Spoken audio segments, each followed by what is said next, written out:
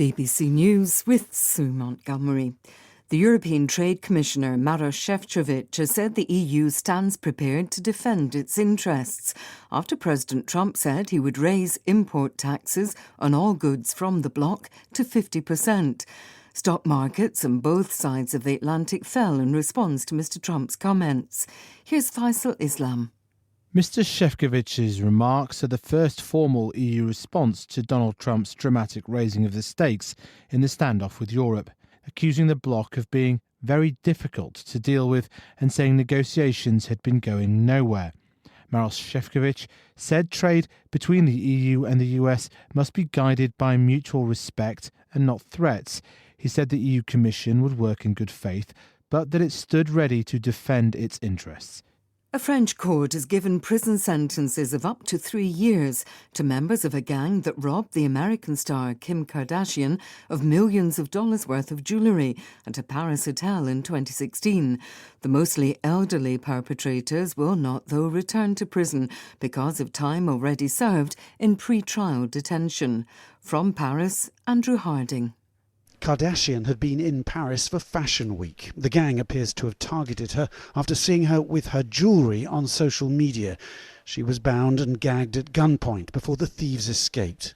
The jury found almost all of them guilty, but no more time in prison for any of the elderly criminals who've waited 9 years for justice. As for Kim Kardashian, in a statement tonight, she thanked French justice, described the robbery as the most terrifying experience of her life, and prayed for healing for all concerned. An official from Gaza's Civil Defence Agency has said at least 71 people were killed in the territory on Friday as Israel continued its intense bombardment. In the north, the Al-Awda hospital reported that Israeli drones targeted the facility, injuring 3 of its staff.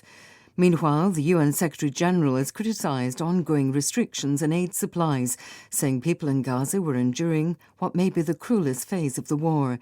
Here's Wira Davis. Under pressure from even its closest ally, the United States, to ease the dire humanitarian situation in Gaza, Israel has partially lifted an 11-week-long blockade. Antonio Guterres said that only a trickle of aid had crossed over and that the UN was best placed to supply the 2.1 million people of Gaza with their urgent needs. Israel, which blames Hamas for any shortages in Gaza, wants to bypass the UN and implement an alternative aid plan. But that would force hundreds of thousands of people to leave the north to receive food in distribution centres partially controlled by the Israeli military further south. BBC News. The US Justice Department says it's reached an agreement in principle with Boeing over 2 fatal accidents involving its 737 MAX planes. The aircraft manufacturer will pay more than $1.1 billion in fines and compensation and avoid prosecution from misleading regulators over the safety of its flight control system. That's been blamed for crashes in Indonesia and Ethiopia, in which 346 people died. The former president of the Democratic Republic of Congo, Joseph Kabila, has accused the current government of being a dictatorship, a day after the Senate lifted his immunity from prosecution. The move leaves him open to charges of war crimes and treason over his alleged links to Rwandan-backed M23 rebels in the east of the DRC.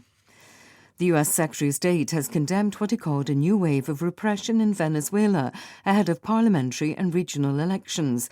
Marco Rubio also expressed concern over the detention of an opposition leader, Juan Pablo Guanipa. President Luiz Inácio Lula da Silva has led the tributes to the Brazilian photographer Sebastião Salgado, who's died at the age of 81. Working in black and white, many of Salgado's projects focused on marginalised communities. Here's João Follett.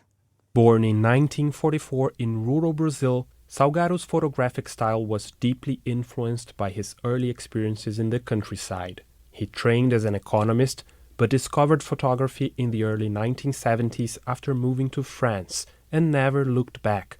Salgado's photographs are now part of the collections of many major museums and art galleries around the world. And last year, he received the Sony World Photography Award for his outstanding contribution to photography, a tribute to a career that touched audiences across the globe. BBC News.